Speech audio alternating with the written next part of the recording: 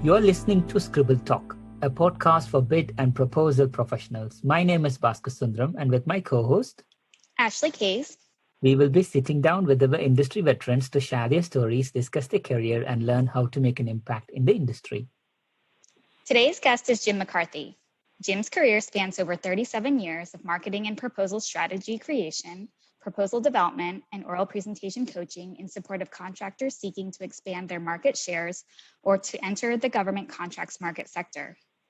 As founder of AOC Key Solutions, he built an organization that, since its inception, has played a part in winning more than $184 billion in federal contract awards for its clients. Jim frequently serves as a conference guest speaker or panel moderator on topics ranging from leadership to winning government contracts through every legitimate means available. He has served as an advisory role with the George Washington University, Virginia Science and Technology Campus, Technology Accelerator, and has been a frequent speaker with the George Mason University Procurement and Technical Assistance Center. Jim has also served on the board of Veterans Institutes for Procurement GovCon Council. In February 2016, Jim was named to Executive Mosaic Washington's 100 as one of the top 100 most influential leaders in the government contracting arena. He currently serves on advisory boards for the USO-Metro and the National Contract Management Association. Since 2016, Jim has served as the chairman of the board of Recor Systems, Inc., a publicly traded technology and AI company traded on NASDAQ. Welcome, Jim, to Scribble Talk. Great to have you with us. Listen, the pleasure is all mine. Thank you very much, folks. I'm looking forward to this, and I hope that I can add some value to your listeners. I've listened to many of your other podcasts, by the way, and I thought they were very well. A, they were very well done, but B, they were substantive, and I think you got into some real good, mechanics and theories and processes, which I commend you for. So I am really very glad to be part of this. So thank you.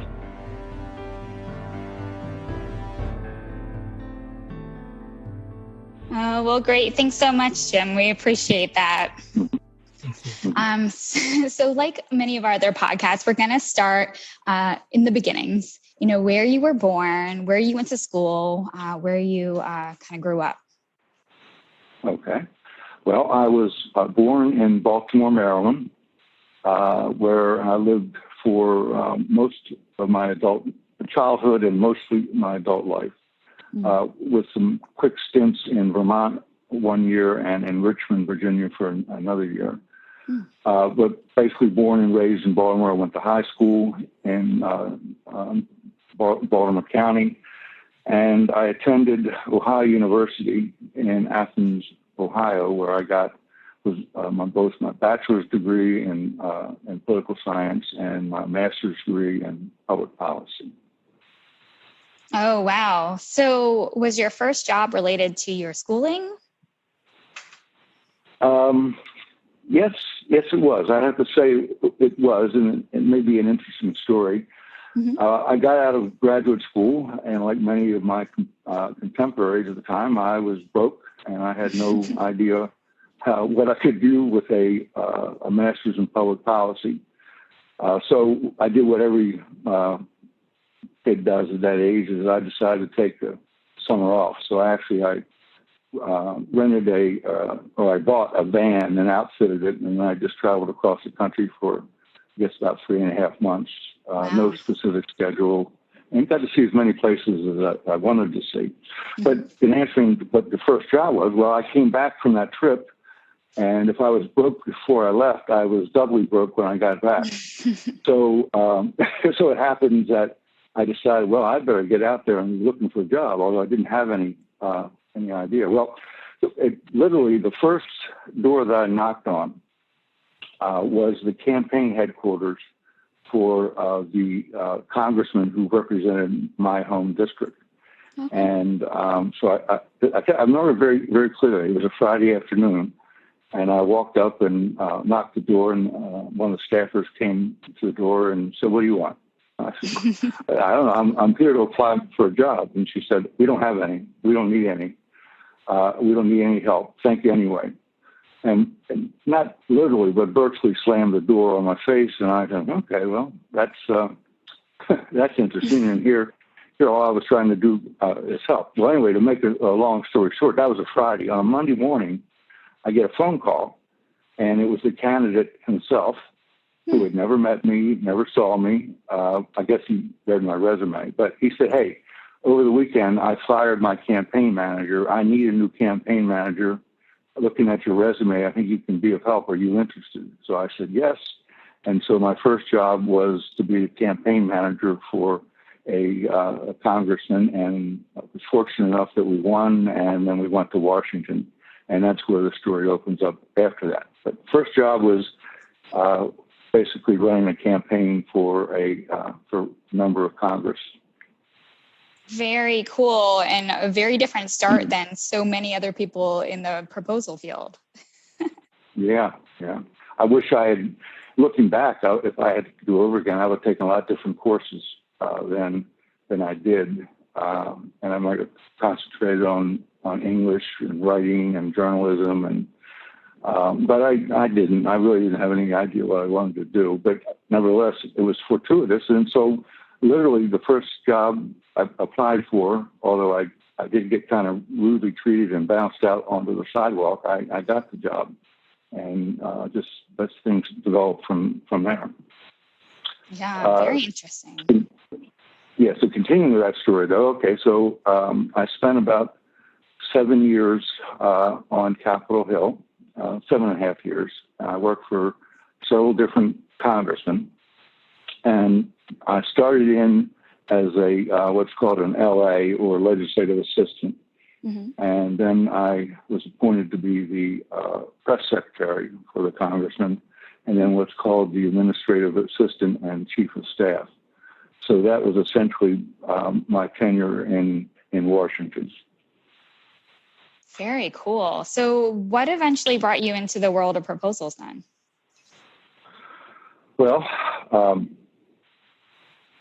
I guess I'd have to admit that after 7.5 years, by the way, there was another stint that I did at the White House, but let's just start with Congress. After 7.5 years on the Hill, even though I'm still a youngster, I thought, man, you got a lot to offer, Jim. You got a lot to offer. So I decided to leave the Hill and go out on my own. And so I basically did my resume again, and I sat by the phone, and I waited, and I waited, and I waited, and I waited, and nothing ever came about. I never got any phone calls. So a friend of mine's father was the editor of a now defunct magazine covering Congress called Congressional Digest. Mm-hmm. And the editor called me one day and said, I know you spend a lot of time on the Hill. My son speaks very highly of you. Would you mind if you came to work for us? Could we use you? We would give you different assignments, and you could cover whatever you wanted to do. And so I took it. Wow. So I'm getting to your question. So here I am, a reporter for the Congressional Digest, and one day my editor called and said, listen, we don't have anything for you this week, but I do have another opportunity you might be interested in. And he said, my son, who became a good friend of mine, my son is running a proposal center in Houston, Texas, and they're bidding on a Army program for the Redstone Arsenal. Would you like to be on the proposal team? And I said, sure. Now, I'll tell you the truth. I guess I knew that companies had to do something in order to win a proposal, but I didn't know that there's this whole cottage industry that has sprung up and has flourished ever since we started. But so I got to Houston where it was being done, and I liked it. Yeah. So I got invited to another proposal and another one, and finally, me and a friend decided we were going to go into business together. And so that would have been 1983 when we started AOC Key Solutions. And so I've been doing that since then. I never set out to do it. as a kid, I didn't sit on my father's knee and say, Dad, I hope when I grow up, I get to be a proposal manager. Because I didn't even know such things existed. But it was something I took an interest in, and I had to. I was married and had a family by then, so I had to feed, put food on the table, and that was a good opportunity. So I took the opportunity, and I haven't turned back since. So 37 years later, here we are, and still doing what I did then. So I guess. My career path was sort of one directional, and so everything I've done since then has to do with government procurement or proposals or orals or strategy or competitive assessments, whatever. So that's the answer to my question, and I'm sticking with it.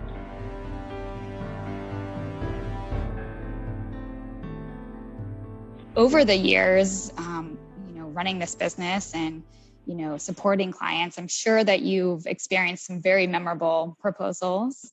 Could you tell us about one or two of those? Yeah, and if you don't mind, I'll take a little liberty with the word memorable, and I'll say memorable includes both the bad and the good and the ugly. Okay, absolutely. So let me tell you the first memorable experience was when I was named proposal manager for a big job out in San Francisco. I think it was maybe $8 or $10 billion job.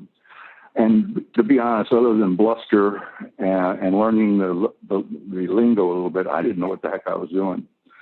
And so anyway, we put together a proposal team. And it was like 12 or 13 people. We went out to California, and we had the kickoff meeting. And it was a dismal failure. I don't know why, but it didn't go so well. But everybody else in the room had worked on proposals many times and had been in kickoffs, and they knew what to do. So I'm sitting there as a proposal manager, not sure exactly what I should be doing, watching all these people not like robots, but like professionals that were, each of them were taking assignments. I'll do this one, I'll do that, I'll do this, all these kind of things. And I'm sitting here, what am I supposed to do? Anyway, for me, at that point in my career, or at that point of my development, I was like a deer in the headlight, and the stakes were high, and the customer was demanding, and it was big time competition. So I did the one thing that most people in the industry probably have never done. So I may be unique in this. And the reason why I put it in the bad category is because what I did is I snuck out the back door, went to the hotel, packed my bags, and got on the first plane to come back east. So that was my most, you could argue that was my most memorable, but it never took place because I was unsure of myself. I would say the strangest memorable occasion I had, now this is fast forward 10, 15 years, is, again, I was the proposal manager, and we had our kickoff meeting. I knew the capture managers, plural, because it was a multi-company team that had been formed. But I didn't really know what I was getting into, but I walked in the first morning and they ushered me in, and I walked into not a room, not a conference room, but an auditorium. And I go up on stage, and of course the floodlights, or whatever you want to call those, are glaring down at me, and I could barely make out the people around the room. But it turns out that there were at least 50 people on the proposal team representing multiple companies and stuff. But the amazing thing is that you hear about proposal managers, and sometimes you hear about volume leads and section captains. Well, we had so many people. We had paragraph captains, and we had checkers on paragraph captains.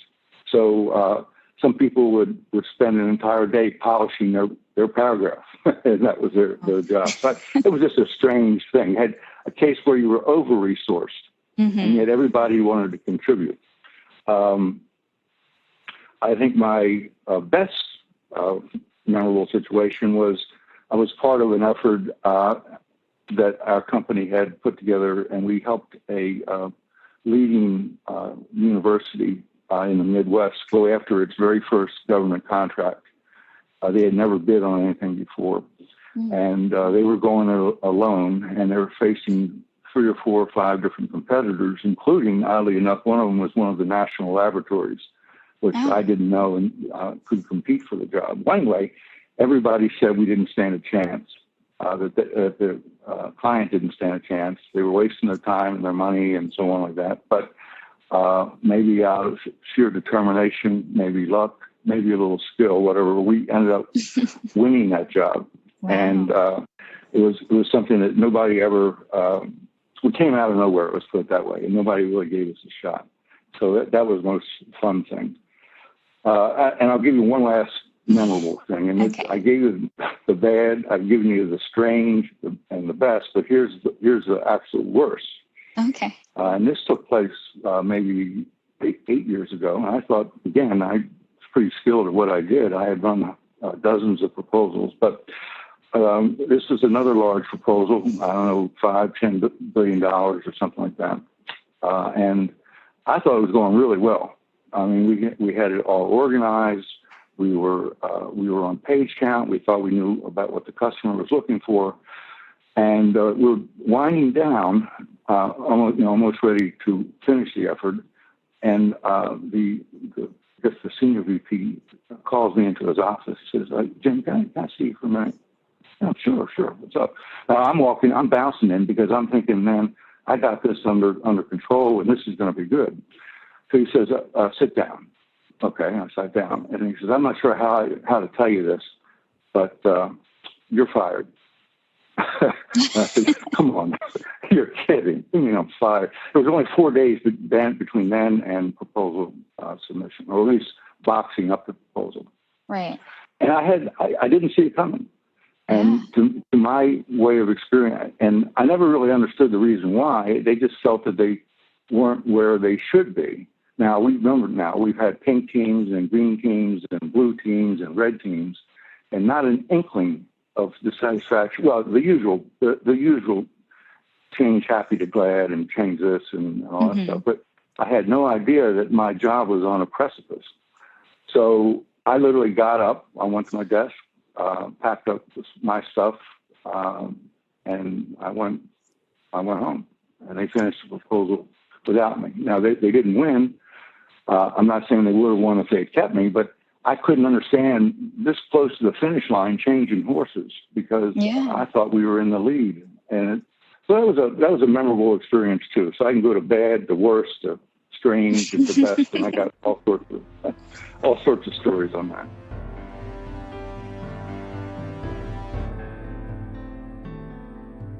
Okay, so before we move on to kind of digging more into, AOC Key Solutions and your 37 years of experience, we're curious to know 3 things that not many people know about you. 3 things. All right. Well, the first one I already mentioned slightly. That's when I got out of grad school when I traveled around the country. Most people don't think that really fits my profile because I'm pretty straight-laced or whatever. So that'd be the one thing. But let me give you 2 other ones that most people don't know. And the second one is I am extremely direction challenged.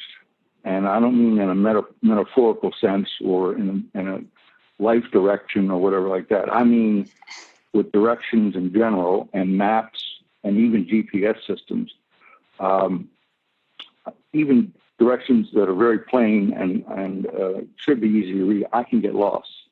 So I have headed in the opposite direction many times. I don't know north from south and east from west. And even with the GPS, how can you get lost with GPS? Well, I've ended up in a blizzard, up in the mountain in Germany on assignment because I was following the GPS blindly and took me up essentially a goat trail. But I had no clue how to get down. So that's the second thing. The third thing is that most people don't know is that while I've spent all my life on proposals and related things, one time we had the good fortune to win. I don't know if I was a proposal manager on that or not, but I played a key role. But the job was with the Indonesian government, And what they wanted to do was build a marine and offshore supply base in between the Indonesia and Singapore. And so we had to put together a team to go out there and actually execute now that we had won the job. And when they asked for volunteers, there weren't a whole lot of hands that went up. So I raised my hand. And so essentially I ended up, I had never been abroad. I had never been to Indonesia, obviously, but I sort of served as a transition manager. So, I mean, this is not an exaggeration.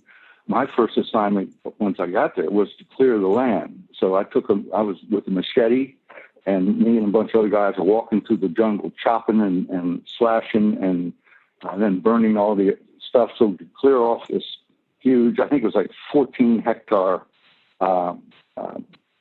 logistics base. Oh my gosh. So, yeah. And I was also chartering barges to get equipment in from Singapore or elsewhere in Southeast Asia. I was hiring a workforce. We were constructing buildings. And so I don't think anybody remembers that. It seems like everybody that I've worked with in that has moved on to some other assignment or whatever. But I actually had to put into practice what I preached. And actually, you mean we got to do this? Well, you said that. And he would take the proposal. This is the Indonesian company rep, and he says, right here on page 63, he said, oh yeah, don't quote the proposal at me. I mean, don't make us do what we say we could do, but they did. And it turned out to be one of the best experiences that I ever had. But it was only proposal related in the sense that I was involved in the formation of the proposal. But then I got to actually, I guess, take off the business suit and go over there into a swamp-infested, mosquito-infested tropical climate. And it was quite an experience. I'll leave it at that. Oh my goodness. Yeah, definitely. We don't often get to see the proposal operations put into practice once the contract's awarded. And so you got to experience that in a very interesting place for sure.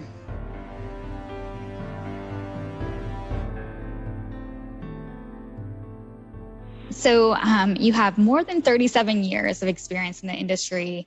I'm sure you've seen a bunch of changes over the years. Can you tell us a little bit about how you've seen the industry evolve? Yeah, sure.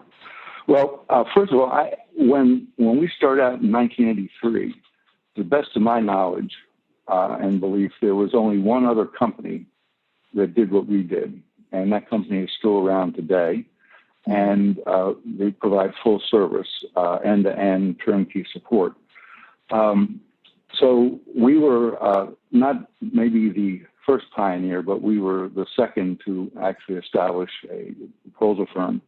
But how things have changed is I can remember there was a time when business developers or capture managers could freely walk through the halls of most government agencies, and they'd have a good shot of actually meeting a decision maker and talking to them.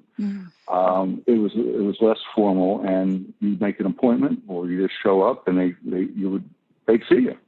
So instead of trying to guess what the customer was looking for, you often had a chance to ask them and take good notes and so on. So I think the formality has changed now. I think the chances of any one of us walking into the Pentagon or into Homeland Security without an appointment and asked to the Secretary of the Navy, I think those chances today are probably slim to none. Right. The second thing that has changed is it's an artifact of the past. It's archaic and it doesn't happen anymore. But there was a time, believe it or not, when RFPs had specific language in it that regarding teaming and joint venturing. Now, not every agency had it, and not every proposal, but there were some agencies who used this clause frequently. And basically, it had to do with teaming and joint venturing. And they said, we are discouraging the use of teaming or joint venturing. Sometimes they said we're prohibiting the use. But if you do one anyway, you must justify the reasons for why you formed a team and the rationale and why it's in the government's interest. But they actually prohibited or highly discouraged the use of large teams. So we would find that in those days, a solitary single large prime would be bidding the job. And it's not to say they wouldn't have small niche subcontractors performing that thing, but there would be no joint ventures or LLCs or anything like that. Nowadays, particularly in the large jobs, it's very rare that a company bids by itself. There'll be team partners or fee sharers or board members or something that represents a conglomerate of companies. And now the government looks at that as a strength because it means depth of resources, more personnel, flexibility, and all this stuff. But there was a time when you didn't do that. And then the third thing was, it was always a myth, but nevertheless, it does indicate how things change. When we started out in '83, and for maybe 10 years, 12 years, maybe longer, protests by unsuccessful bidders were very rare, very, very rare. And the reason why was obvious, or at least we thought it was obvious, is that we felt like the agencies,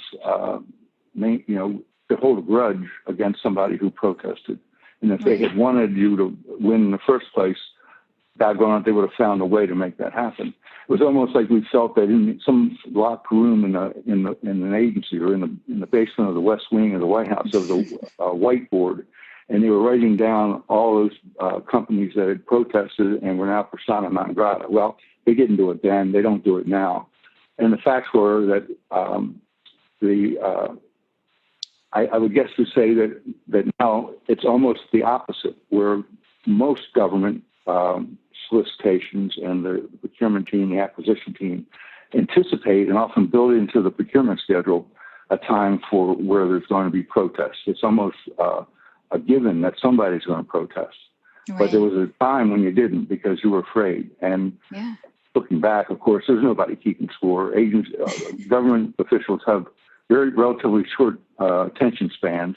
And just because one agency 1 year lost a protest, the people may have changed. There's a new contracting officer. There's a new program manager. There's new COTARs or contracting officer, technical representative. There was nobody there who even knew or cared. So protests now have sprung up like mushrooms. So I would think that walking the halls, teaming and joint venturing, and the myth of the protests were the three things that I think have changed the most. And by the way, I wrote an article for APMP maybe 2 months ago where I went through 25 different things that were different and how the industry has changed. But these were three that I always find very, very interesting. Yeah, definitely. It is very interesting how the acquisition life cycle has changed based on the availability of the government to vet solutions and things of that nature. And then also kind of, I guess, maybe without those relationships, the whole idea of protesting and whatnot is becoming a lot more rampant. So I'm sure you touch upon a lot of these things in that article you mentioned. So are there things that are better or worse about how we perhaps did proposals in the past versus how we did them today? Sure. I would say things are better today in large part due to information technology and knowledge management. There was a time when I can remember my very first time that there was actually a word processing and typing pool, and they were literally using typewriters. So that what the proposal authors did is they'd go off in their little cubicle and they'd handwrite in longhand what their sections, and they turn it over to a typist or word processor, and then you wait for 2 weeks and you get it back, and it's not the way you wanted it, and so on. So. And graphics were relatively rare. I mean, before graphic software, in the old days, they would sit there at a table and they'd have their X-Acto knife, and they would have their different kinds of tools that they would use, and they would literally draw them by hand and then insert them in it. So, today you can change a graphic in the blink of an eye.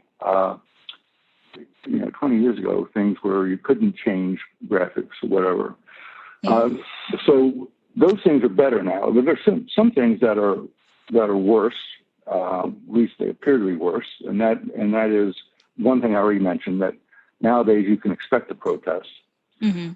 Secondly, nowadays I call it the black hole phenomenon, but it's where you submit a proposal and then you submit it and then you hear crickets and nothing happens for 3 months, 6 months, 9 months, a year. We had one that went for two years from the time the proposal was submitted till the time an announcement was made. This black hole was deep and nobody could get out of it. And of course, the bad thing is when they finally emerged out of the black hole, what did they do? They didn't award it to anybody. They canceled the procurement and said, "Thank you very much. We're done." And another thing is that I think it's worse now is that the government still uses some archaic language generally in section C of the RFP or the performance work statement or the statement of work, SOW. And what I find often interesting is that they've now limited the proposals. They're page limited, sometimes 20, I guess sometimes 50, but it's always fascinating me how they could take let's say a 50-page performance work statement or statement of work and say that you have to answer everything. But by the way, the whole proposal is limited to 20 pages. And I never could quite figure out how they expected somebody to address a 50-page statement of work in a 20 or 30-page limited proposal. So I think that's worse. One of the things I would think is also bad now is the immersion of the LPTA versus the best value. And I'm sure every one of your listeners has gone through that. I personally don't think that was a good trend, and that the word best value is so fraught with loopholes and judgments that I think it's bad for the industry. If you face a best value procurement, who's to say what a best value is? Well, the government. But they can make trade-offs, so on, and often they now equate best value with lowest price. And the FAR does not contemplate that, and that is not the case, or it shouldn't be the case. And yet, best value, low price, you win. We'll have that. So I think that was one. And then the final thing is worse now, again, is the access to the decision makers. There was a time when you could meet and greet and talk to them, and it wasn't against the FAR, it wasn't against the law, there was no cynical intent, nothing. It was naturally done. They saw themselves as being there to help industry submit the best proposals. So instead of hiding in their cubicle, they actually talk to you. Well, nowadays, your chances, like I said, of getting in to see somebody, particularly a decision maker, it's just almost impossible.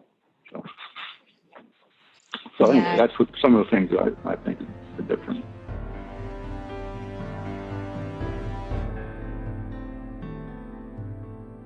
Do you think some of the openness to talk is because decision makers are afraid of protests and they're afraid of the appearance of maybe favoring one bidder over another? Yes. The short answer to the question is I think that it is not a mark of distinction on a contracting officer's personnel records to have undergone a number of protests, whether they win or whether they lose. And so I think there's some inherent caution on the part of contracting officers to make sure that the playing field is so level that it's really impossible to distinguish between bidder A and bidder B. And so they use this best value phenomenon, and they say they make trade-offs, and they determine that this proposal represents the best value to the government and this one doesn't. But it all begins with their innate caution, I think, about wanting to be protested or to appear unfair, or to get a call from the company's local congressman and complaining about something. So I think it's all part of it. It's fear and it's reaction to what could possibly happen to them, I think. Yeah, no, I tend to agree. So you mentioned this a little bit earlier in the podcast, but you used to work on Capitol Hill in the White House. Can you tell us a little bit more about that experience? Yeah. Well, aside from the fact that I left the Hill thinking I was somebody and quickly found out that I wasn't, it was a good experience for me on the Hill. I can remember two particular instances that I thought they still, to this day, stick in my mind. And you have to remember that when I was on the Hill, it was during the time of the Watergate controversy or scandal or whatever you want to call it. Oh, yeah. But I'd say about a year and a half or 2 years after Richard Nixon resigned, I had the opportunity to have dinner with Peter Rodino, who at the time was the chairman of the House Judiciary Committee. That was the committee that would have brought up the articles of impeachment and so on. Mm-hmm. And it was just him and I. I'd never met him. He didn't meet me, but it was late at night and the House was still in session. So I'm sitting there in the dining room, in the members' dining room, but eating by myself. He and said, "Hey, mind if I join you?" I said, "No, please do." And I said, Mr. Rodino, would it totally ruin your appetite if I could ask you some questions? I'm really an admirer of how you handled it and how the committee handled it and how well done. He said, "No, go, feel free." So I literally, for, I don't know, an hour and a half, it seemed, but I asked them all the inside questions. When did they first realize that Nixon was guilty? Were they going to, absent the tapes, would there have been a conviction? Or if had he not resigned? I asked them things about what went on behind the scenes, and that was a very fascinating thing for me. Because I'm sure he's done books now, and I'm sure there's plenty of professional interviewers that have interviewed him. But for me to have that chance, and he wasn't like he was worried about being quoted or anything. He just talked, and he explained how it affected his health and his family, and it was one of the worst, yet at the same time one of the best things the most important things I think he said that he ever did. The second memorable experience I have was, again, on Capitol Hill. I had the good luck, I guess it was, to be invited to a dinner at the restaurant. It's called the Monocle. It's still in existence over on the Senate side of the Hill. Mm-hmm. And the people at the table, and of course I'll never forget them, were a who's who of famous statesmen. I won't use the word politicians. I'll say statesmen. It was attended by Hubert Humphrey. Oh, wow. And Ted Kennedy was there, who I always admired. George McGovern, who was, of course, the unsuccessful candidate for president one year, and the Speaker of the House, Tip O'Neill. So there's the four of them in there, and me and my boss. I wouldn't have been invited had my boss not been there. And he happened to be chairman of a very important subcommittee.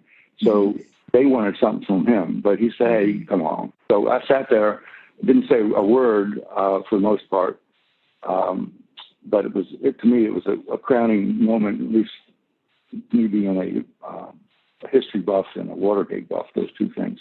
Now at the White House, let me first give you the grounding on that.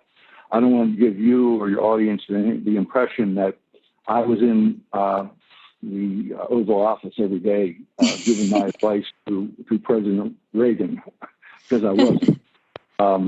What I did, my job was to support the deputy press secretary. So basically what we did is put out press releases and things like that. But there was a rule at the time that the president could not meet alone with somebody. There had to be somebody there who was taking notes, and I'm assuming recording. So I had the occasion twice that's not a lot, but twice, which to attend a one-on-one meeting between President Reagan and a man that I admired. In fact, I think he was a Time Person of the Year in '79, and that was Anwar Sadat of Egypt. So there's, if you can picture this picture, there's Reagan and well, let's put it this way: there was Jim, and there was also Ronald Reagan and Anwar Sadat. Yeah, because I was obviously the focus of the meeting, not really, but I thought that was kind of cool. And then I also did the same thing for King of Spain, Juan Carlos first or second or something. I got there to take notes. So that's sort of the experience I had at the White House. If you recall, then Press Secretary James Brady was part of an assassination attempt on President Reagan, and James Brady, who was the press secretary, was shot and wounded very badly. And as a courtesy and respect for him and his role, they never filled the position of press secretary during the latter part of the second Reagan administration. But they did appoint the deputy press secretary, who in fact was the press secretary, but that's with whom I work. But basically I handled press releases and background checks and things like that.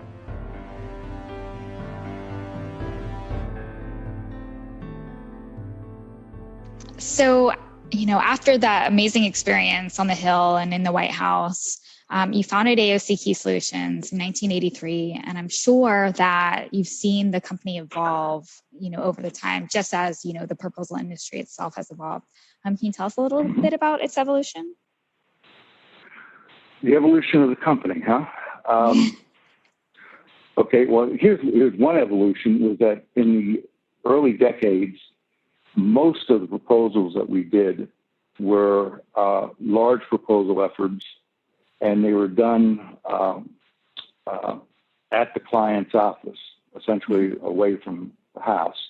And it wouldn't be unusual for proposal teams to go and fly. I mentioned San Francisco. There were all sorts of towns and cities that we would go to and spend 4, 5, 6 weeks. We get to come home every other weekend, but we were on the road traveling and on per diem and all that stuff. Our company now, while we still do turnkey proposals, I would say they're not as frequent and as they were in the old days. Sound like an old man talking here. And there's more one-on-ones and smaller efforts where the client needs a writer or maybe a proposal coordinator or a graphic artist or something like that. Mm-hmm. So we're doing many, many, many more proposal efforts numerically than we did in the past. But the ones we did in the past, while relatively small in number each year, were big mega efforts, and they were quite lucrative for the company. But we had to grow and change with the time. So now something is done routinely that I never would have predicted, which is the virtual proposal. Mm-hmm. Where the proposal, there's nobody in the war room, so to speak, or if there's very few people, if any, in the war room, and the writers and subject matter experts are spread all over the country or even all over the world, and through a virtual process. I think that's a lot different, and so we had to evolve for that. Now, by the way, just because I mentioned virtual proposals, don't mean that I like them. I still think the old dinosaur still thinks that it is your chances of winning are better if your proposal team is co-located in one space, in one war room, where there's nothing to do but focus on that effort. That's their assignment for that day, week, month, or whatever like that. The virtual proposals, you don't see the fire in their eyes. You can't really tell the progresses they're making. So I'll grant you that virtual proposals are probably more efficient and less costly. But I also believe that even the best virtual proposal, the P-win for that is a lot less than if they had sequestered themselves for a long time. So I would think that's another big difference. And then just the use of knowledge management and SharePoint and all these tools now, we we started slowly. We had our hiccups, but now it's just fantastic in terms of version control and monitoring the progress of a particular section, or trying to find a graphic that might be able to be modified and used in another proposal. It's all done automated and automatically. I think that's a positive thing to it. So one thing that AOC Key Solutions is known for is principle-centered winning, and that's an approach that you created. Can you tell us a little bit about principle-centered winning and what it means? Yeah, I certainly can.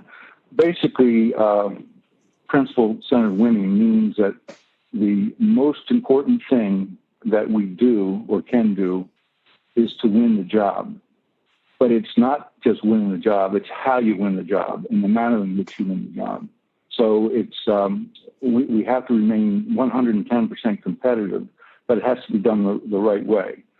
So basically what this principle-centered winning means is it set out a bunch of different expectations for our team, what we do. For example, it's our belief that we succeed when we put the interests of our clients first, and then think of our own company's interests. And I keep in mind that it's more, principle-centered winning is more than just going beyond mere compliance with the RFP. It leads you to think about what is really extraordinary. And it's also fundamental to principle-centered winning is the belief that it's not about me or about you or about any other writer. It's about the client. And it's the basic framework from which it's built is that what we do matters. It's not just a job. I mean, I know a lot of people think they're just jobs. They go out and they write a proposal and whatever. But the fact are, if you think about it, those in our business have such a opportunity to work on projects of national importance and actually do good in this world. And so, it's where you have a cause that you believe in. So, for example, a proposal team in a given year or a company might bid jobs with the Homeland Security and maybe with one of the intelligence agencies, or the IC. Another one might be with the Air Force. And you get to experience all these different government agencies, different policies, different programs, different mission objectives. And I can't really think of another job that exposes you that way. So what we do is really important. That means that it has to be part of a higher purpose. And I guess I put it this way. Anybody at our company is not there by accident. It's there by choice. It's because there's a higher purpose than just taking a paycheck. Because it actually means something. You can impact for good or for bad, but you can impact things positively. So you can be a soldier in the war against cancer, or you can be somebody that helps with international security or foreign policy, or you can be an IT guru and help keep communications flowing. All these are critical missions. So it's basically principle-centered winning is our way of giving back to the community and to the country for all the good things that have happened in our lives. It's kind of like paying it forward.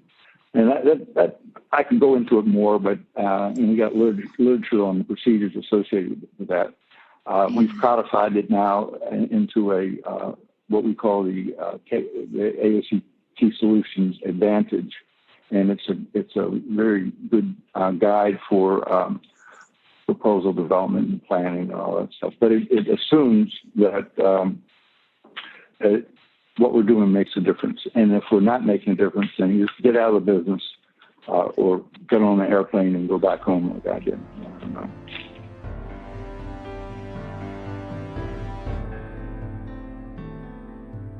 All right, Jim, are you ready for our rapid fires question round? I don't know. Am I? Yes, I am. Jim, you have been in the White House, you have been in the Capitol Tower, and you have been successful the entrepreneur, 37 years in the proposal industry. You will wing it, Jim. Don't worry. Yeah. No, thank you. Yeah.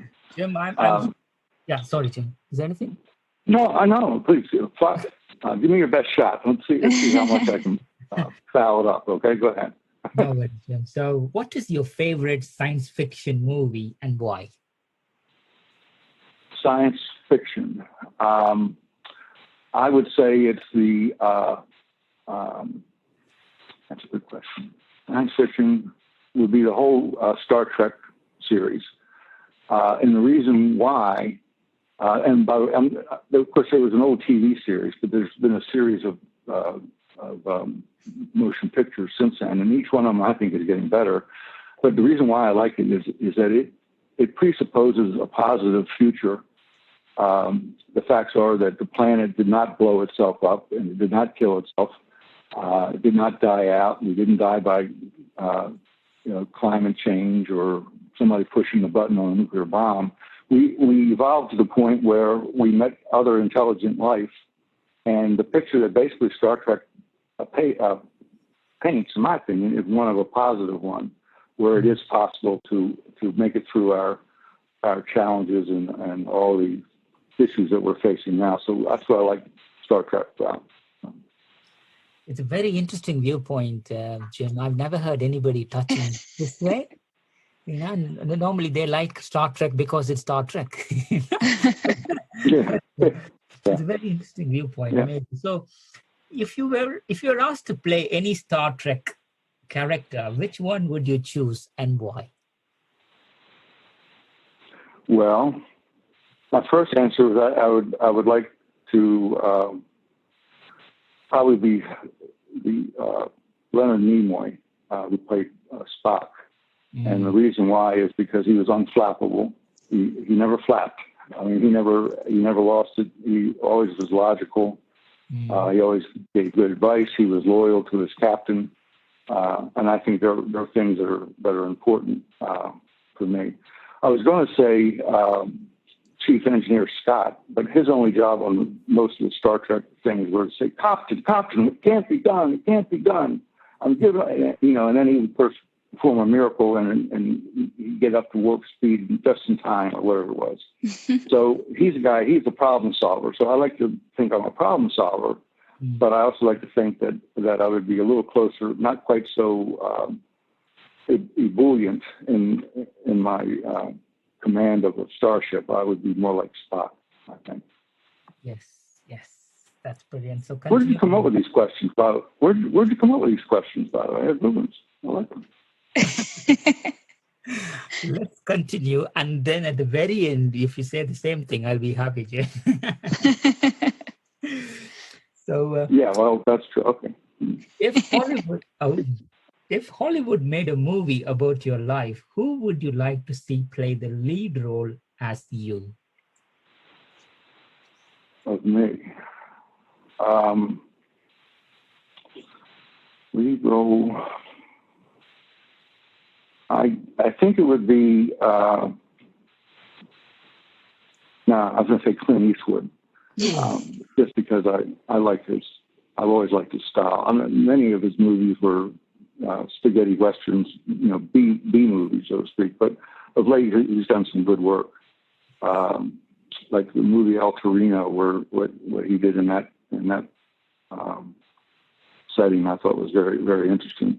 So I would have to say it would be Clint Eastwood. I would prefer. Now, of course, he and I bear a very close resemblance physically. You understand that, so that helps.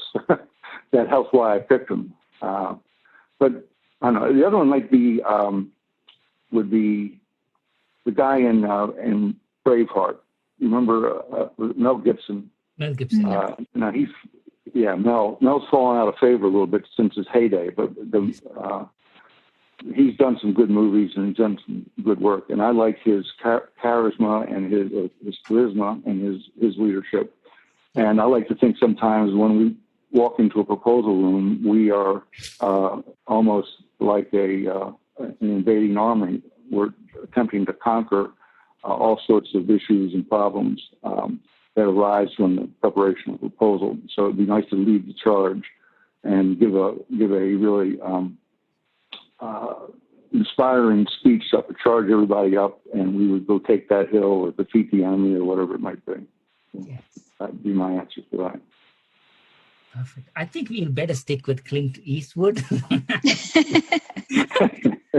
because suddenly you were switched into the body of Clint Eastwood. How would Clint Eastwood describe proposal profession to his audience? Yeah, how would he explain it? Well, all of his characters that he plays, as far as I can think of, he's actually he often plays the loner or the outcast or the guy who rides into town on the horse and full of bad guys and all that stuff. But in the end, there's always a positive outcome in all of his movies, I think. So what he would probably do would be say, I don't know what all this talk about thieves and discriminators. Here's how you're going to do it. And if you want to change one iota from what I've just told you to do, you go ahead and make my day. And I think that he would run the program into the ground. I think I look at it, proposal managers have to be the chief diplomats.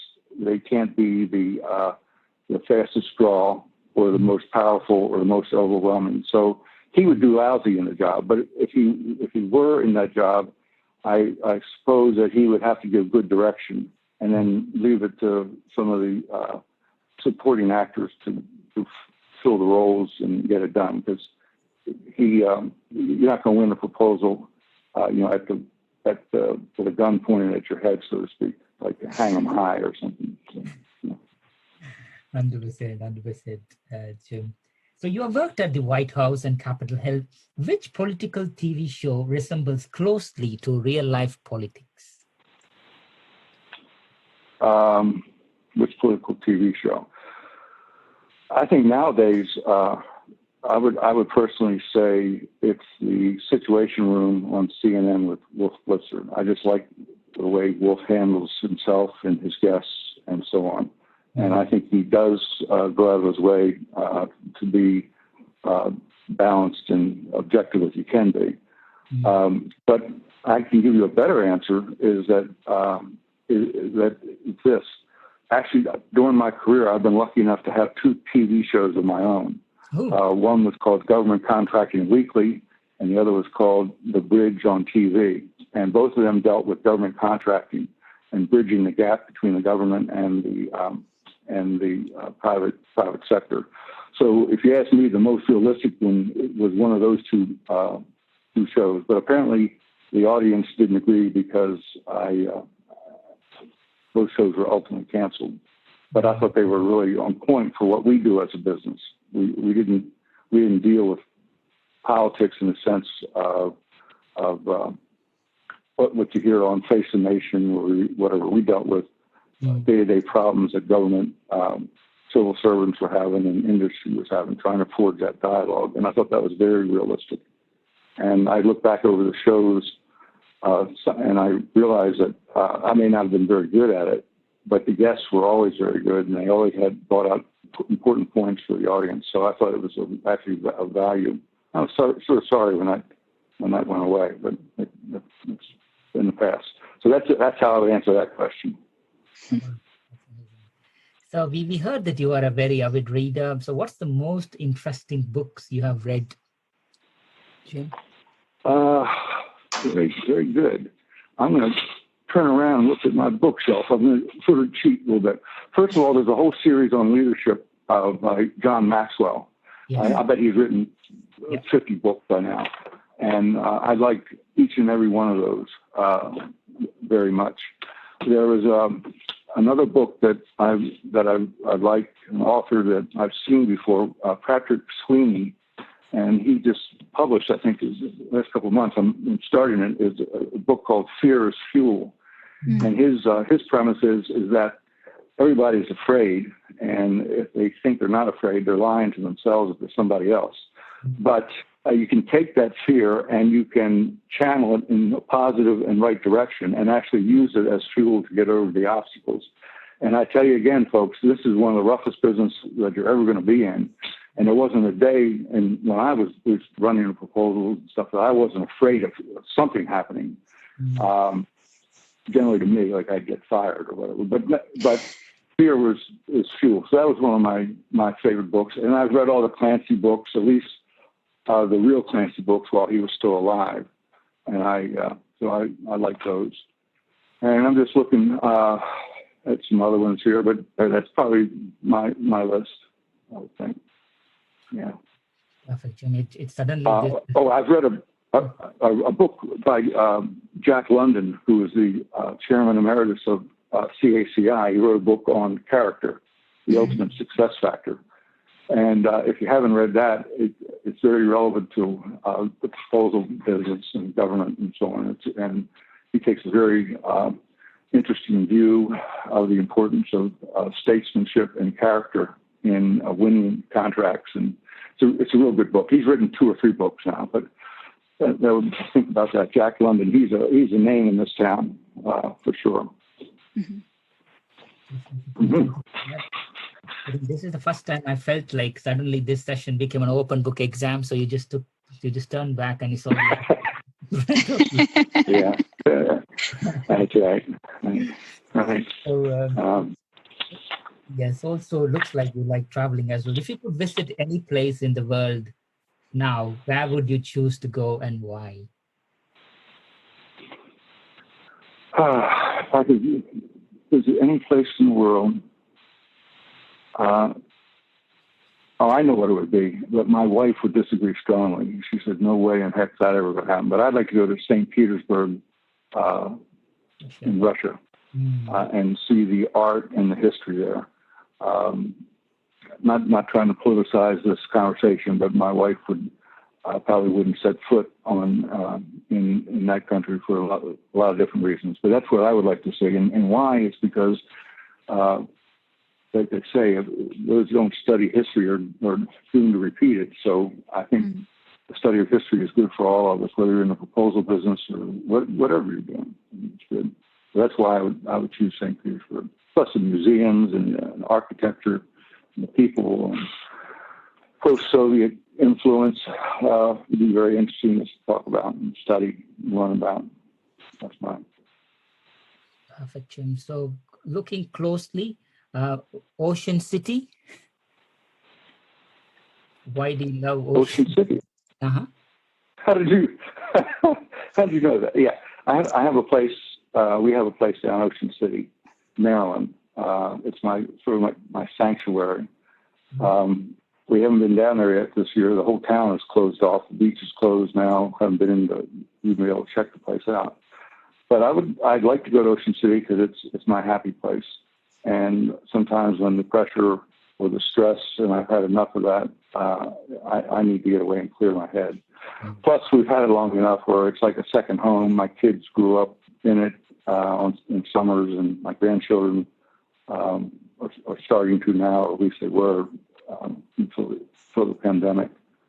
So if your question was, what would be another place I would visit or go to, Ocean City, I didn't know either of you knew about Ocean City, but I like it. It's not fancy. It's not fancy. It's family, and it's good. I like it. Yes. So also we heard that you are a big fan of Baltimore Orioles. I am. Yeah. Can you share fond memories of watching Baltimore Orioles during the glory days and also any final season at the Memorial? Yes. Oh yeah, very powerful memories. I can remember as a kid going to Memorial Stadium in Baltimore. That's now been torn down. But and my grandfather and my father would take me there, and I'd feel really important and excited to be able to stay up late at night and watch a game. And the Orioles, throughout most of my teens and early 20s, they were a good team. Now it's very hard, very difficult to be an Orioles fan because they've become so dysfunctional and they're so out of it all the time.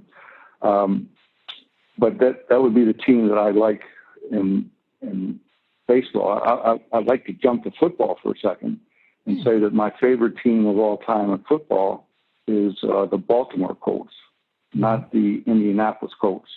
And if you had to ask me for what was the worst day in my life ever, it was the evening. I can remember because I was watching on TV news. The evening that the moving vans pulled up to the Baltimore Colts headquarters and started loading the trucks up, the Mayflower trucks up, and it was during a snowstorm. And without ever telling Baltimore or the city or the people, they disappeared in the night. And the next time they showed up, they were the Indianapolis Colts.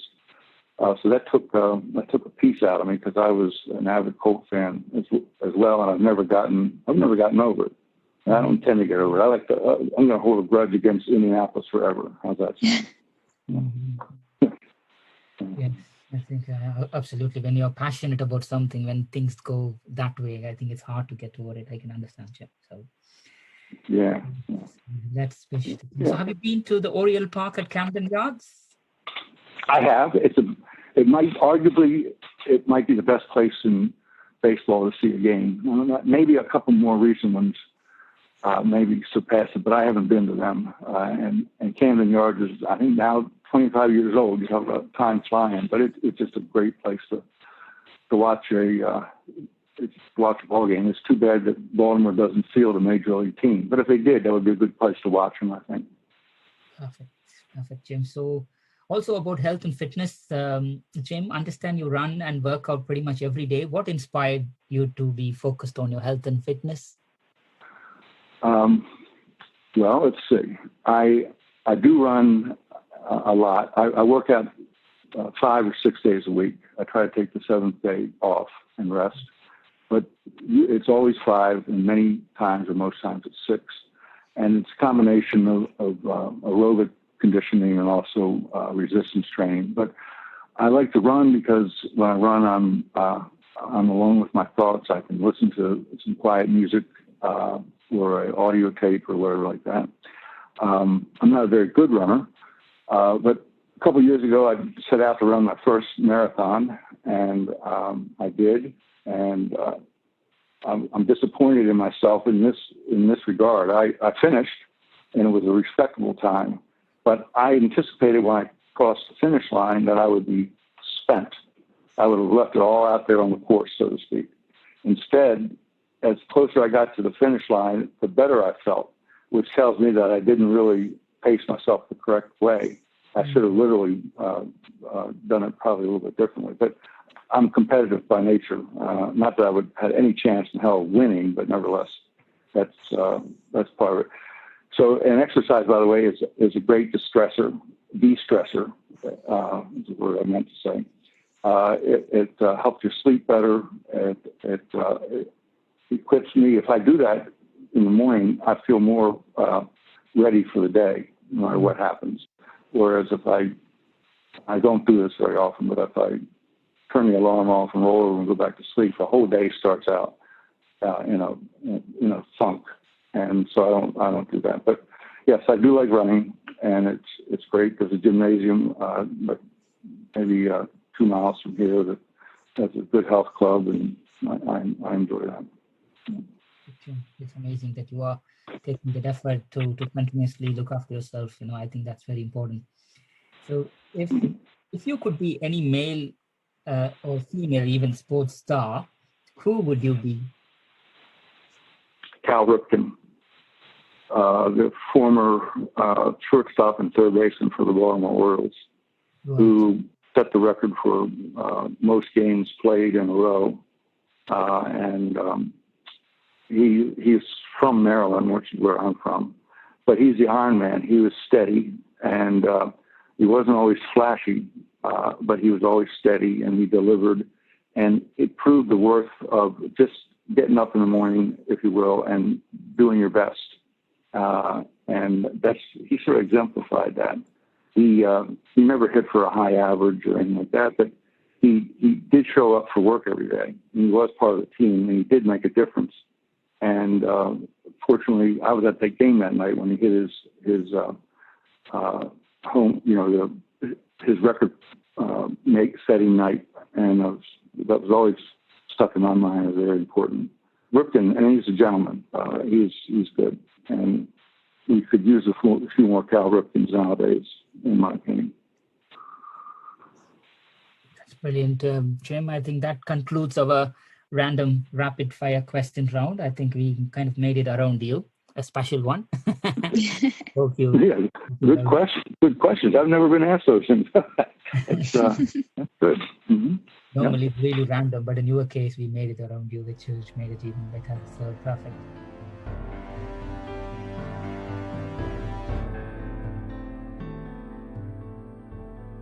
Who are the people who have been the most influential in your life and career?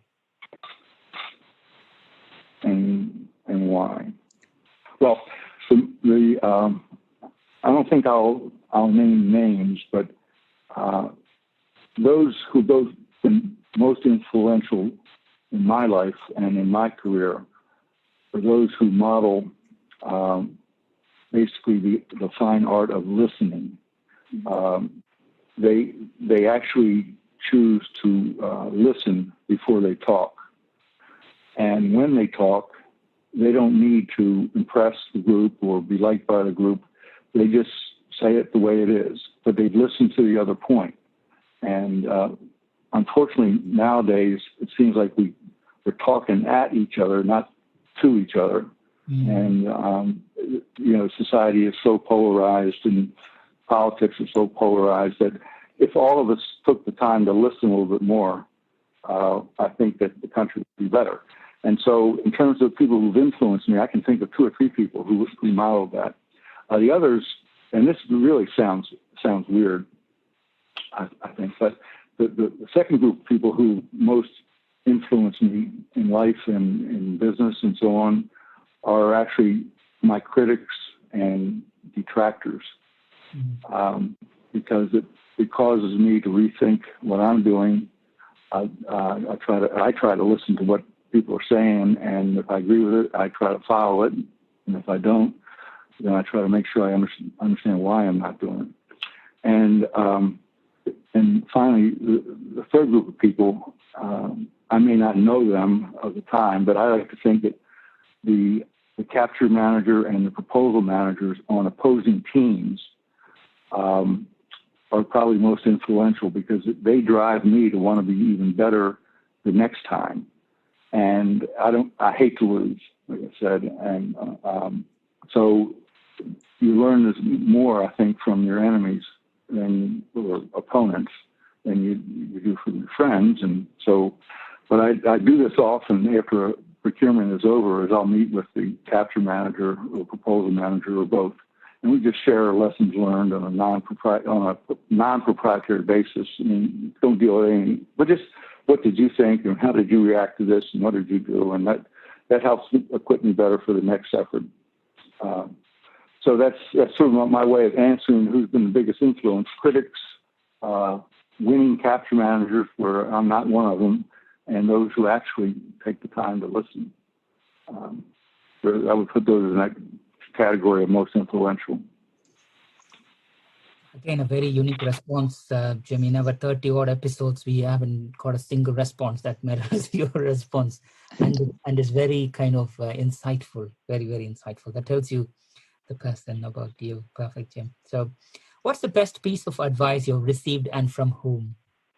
The best piece of advice that I've had, I was given by my coach. I've had a coach now for like 16 years.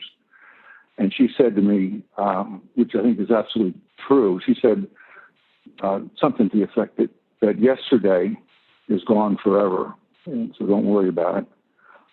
Tomorrow doesn't really exist, because as soon as tomorrow arrives, it vanishes like a mist and returns as today. So there is no yesterday anymore, and there is no tomorrow. So all we have today is today. And the only time we have to do whatever we're going to do in life is right now, this minute that you've been given, and there's no guarantee that there will be another one tomorrow. And so therefore, mindset is the most important thing, because of the temporal nature of life. I think mindset is probably the key. So that was the best advice I ever got.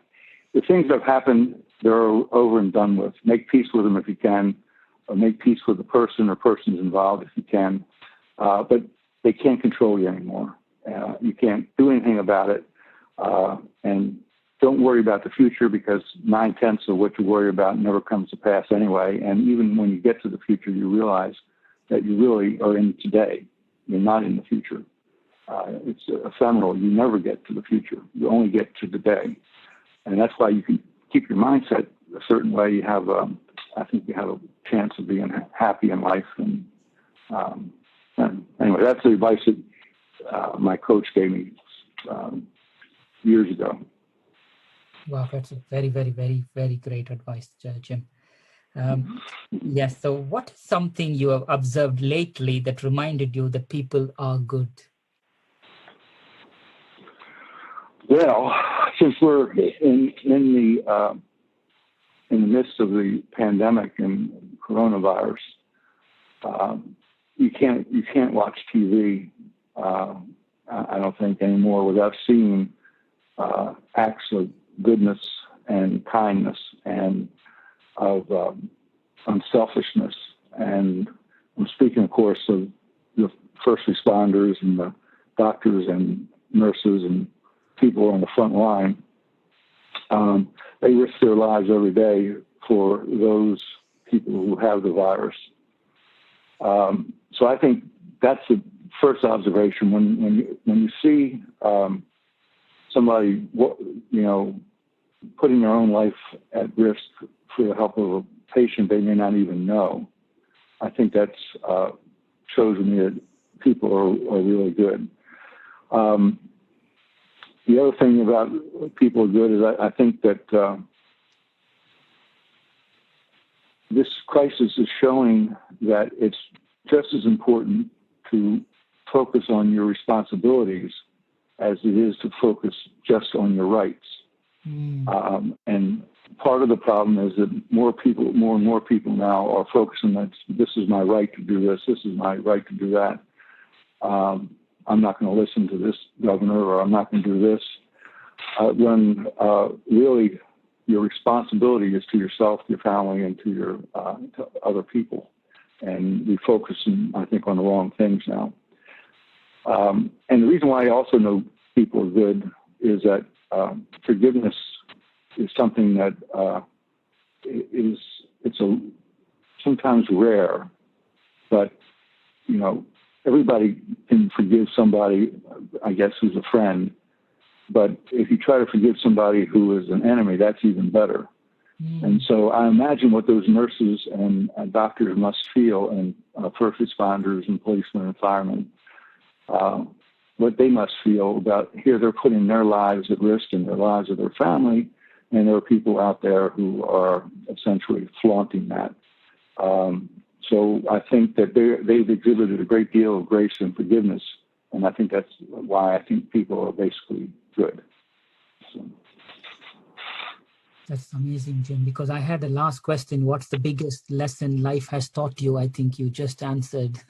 If you want to add any more to that, Jim, or we can just... Well, I think I gave you a main answer. I could think of a couple others if I had time. Basically, you make your own luck. I think that's a trite statement, but I think it's true. What goes around comes around. I'm not saying I necessarily believe in the karmatic aspects, but I think it's true. Treat people like you like to be treated, and then accept the blame when things go wrong and deflect the credit when things go right. And that's often how proposal consultants find themselves, by the way. If the client wins, then, man, they did a great job, the client did. And if the client loses, it's the consultant's fault. And so we've all faced that pretty much, on a regular basis, whenever it happens. So, I don't know, that's some of the thoughts that I might give to you.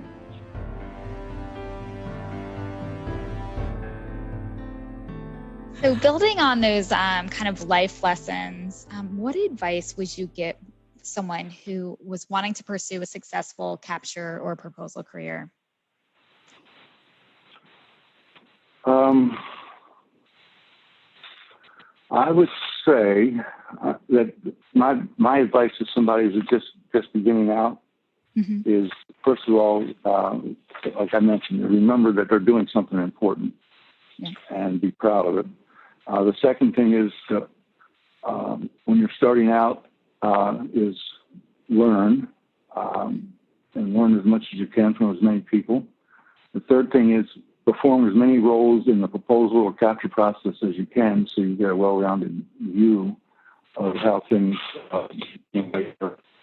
and I would give them really three other pieces of advice.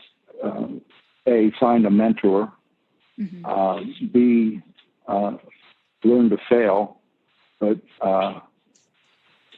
also learn how to get up after you do fail. And then the third one is make your teammates a hero. And I think if a new person came into this business and could find a mentor and wasn't afraid of failing and knew that the most important thing that he or she could do was make their teammates and their customers a hero, I think they would learn so much that their value would skyrocket in our business. That's what I think.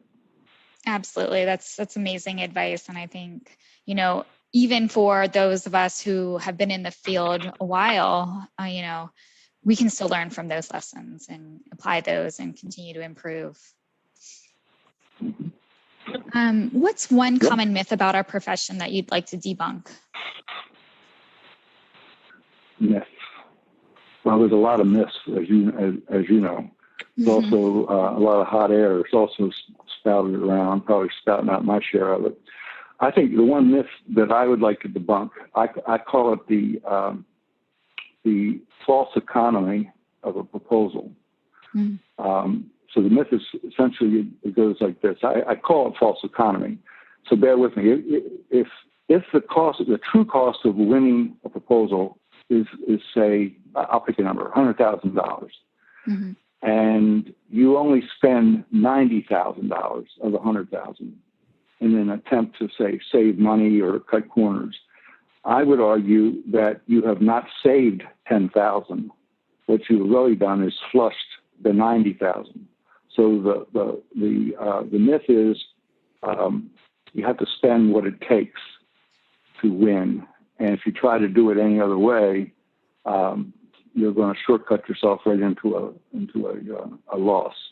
There is some number out there. I'm not saying I know the number at any one given time, but if it is 100,000 and you only spend 80, then you left money on the table. I'm not saying you should spend 125. It truly costs 100, but you should spend what it costs to do that.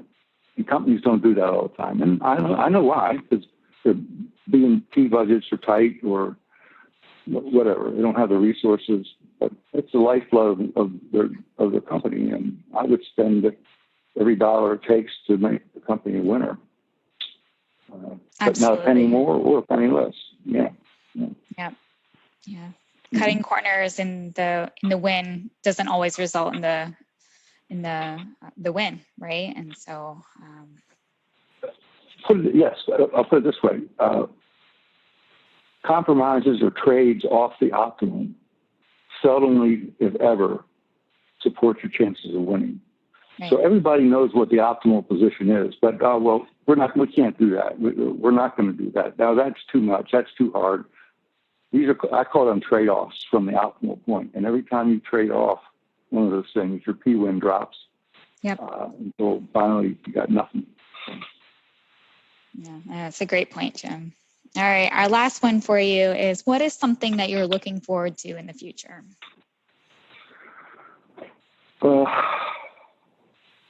I would like to keep breathing. I think that would be a good thing for the future. But basically, I'd like to retire and go part-time basis, be a consultant to my prior company. I'd like to be able to take on interesting assignments when they're there. I would like to write some sort of regular blog if I could figure out a platform for it. And it would be on capture and proposals, but it would also be on principle-centered winning, if I can use that term. And I would also like to mentor some newbies to the business. So that's what I think is next. If it's just hope the virus goes away and life can return to something semi-normal. Yeah.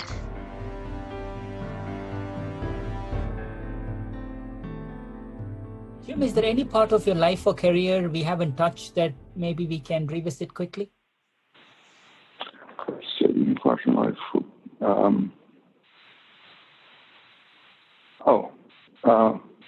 Yeah. I think that